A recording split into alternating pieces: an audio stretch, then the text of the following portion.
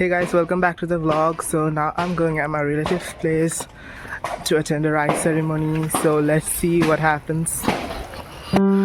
Hello everyone, নমস্কার আমার ব্লগে সবাইকে।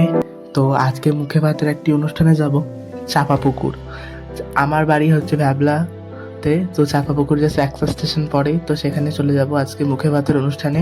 তো দিনটি খুব সুন্দরভাবে কাটতে চলেছে। ওখানে কী কী খাই, কিভাবে কি মজা করি, সব কিছু আপনাদের সাথে শেয়ার করব ছোট্ট একটি ভিডিওর মাধ্যমে।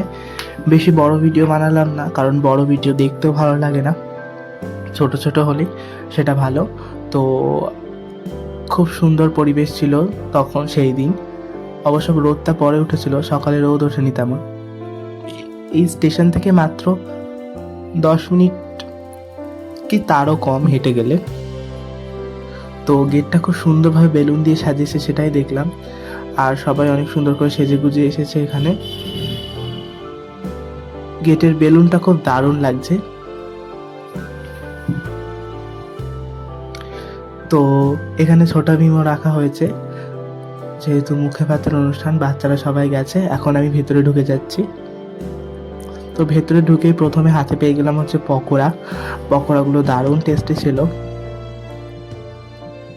সবাই এসেছে এখানে ফুচকা খেতে, আমরাও খাবো তবে একটু পর। আর ফুচকাটা অসাধারণ ছিল। এখানে একটি বাচ্চা চলে এসেছে, এসে বলছে কাকু পকোড়া দাও। সবাই আমরা এবার ফুচকা খাচ্ছি। আর তো এই যে হচ্ছে কার্ড, এখানে হচ্ছে নামও লেখা আছে বাবা মায়ের ছবি দিয়ে। তো প্রথমেই আবার আমি খেতে বসে পড়েছি। তো প্রথমেই পেয়ে গেলাম থালা গ্লাস। তারপরে এই থালা গ্লাস পেয়ে মেনু কার্ডটা একটু দেখতে লাগলাম কি কি আছে। তো যদিও কফি ছিল স্টার্টারে, তো স্টার্টারের কফিটা আমি নিইনি, কারণ কফি খেলে জিভ পুড়ে যায় আমার, আর কফিটা ভালোও লাগে না অতটা। তো প্রথমেই দিয়ে দিল ভাত, ভাতের পরে দিয়েছিল ডাল আর বেগুনি। তো বেগুনিটা মোটামুটি ছিল, ডালটা মোটামুটি। সবাই এখানে মজা করে খাচ্ছে। আর আমরা ফার্স্ট ব্যাচে বসেছি, কারণ আমরা যেহেতু তাড়াতাড়ি একটু বাড়ি চলে যাব। তারপরে দিয়ে দিয়েছিল মাছ।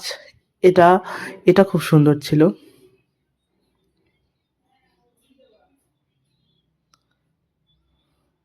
তারপরে দিয়েছিল স্যালাড। মাছটা আমার প্রায় খাওয়া হয়েই গিয়েছে। তারপরে এসেছিল মাংস, এটা খুব টেস্টি ছিল। যেহেতু চিকেন পকোড়া অনেক খেয়েছি, মাংস আর বেশি নিলাম না। তো মাংসটা খাওয়ার পর স্যালাডও খেয়ে ফেলেছি। তো এরপর এরপর দেখি কি আসে, এখন আমার মনে নেই যদিও। এসেছিল চাটনি। এই যে আমের চাটনির স্পেশালটা আমি বলি, এই চাটনিটা যথেষ্ট ভালো খেতে, অন্য আমের চাটনি থেকে সম্পূর্ণ আলাদা। এটা অনেকটা আচারের মতো, আর অনেক মশলা দেওয়া আছে এতে। তো এটা অনেক টেস্টি ছিল চাটনিটা। তো চাটনির পরে পেয়ে গেলাম চাটনির সাথে পাঁপড়। এই চাটনি পাঁপড় খাওয়ার পর পেয়ে গেলাম একটা মিষ্টি, চমচম। চমচম মিষ্টি যেহেতু আমার অনেক প্রিয়, তাই আমি চমচম মিষ্টিটা অনেক ভালো খেয়েছি। তারপরে ছিল দুটো করে রসগোল্লা, যদিও পরে আবার সব কিছুই আবার করে এসেছিল, তবে কিছুই আর দুবার নিইনি। তারপরে পেয়েছিলাম একটি হজমোলা, আর এবার হাত ধুয়ে নিচ্ছি। তো রিলেটিভসদের বেশি দেখালাম না, কারণ যেহেতু আমি তাদের খুব একটা চিনিও না, লাস্ট অনেক বছর আগে এসেছিলাম।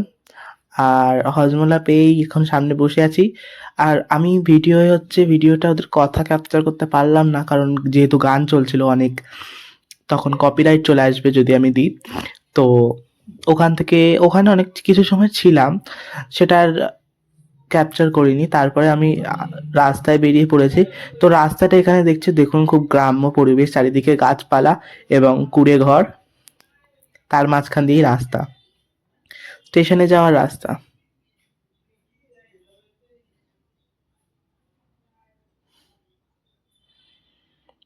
খুব কম তো এই যে রাস্তা ধরে হেঁটে আমি স্টেশনে চলে গেলাম। খুবই কম রাস্তা, 7 মিনিট 8 মিনিট লাগবে। তো এই যে আজকের ব্লগটা এই অবধি। আমি স্টেশনের ওপর দিয়ে হেঁটে হেঁটে গিয়েছি। আর 2:43-এর ট্রেন থাকার পরও 2:55 এসেছে, ট্রেন লেট ছিল। তো আর এমন কি, ট্রেন তো লেট হবেই, এটাই তো স্বাভাবিক এখানে। তো স্টেশনে অনেক সময় দাঁড়িয়ে থাকতে হয়েছে যদিও। আর দেখছিলাম যে আমাদের এই ট্রেনে অনেকে বাড়ি যাচ্ছে, কেউ কলকাতা, কেউ বারাসাত থেকে এসেছে। তো সবাই দূরে দূরে যাচ্ছে, আর আমরা তো আমাদের বাড়ি একদম কাছেই। তো চলুন, bye bye, thanks for watching.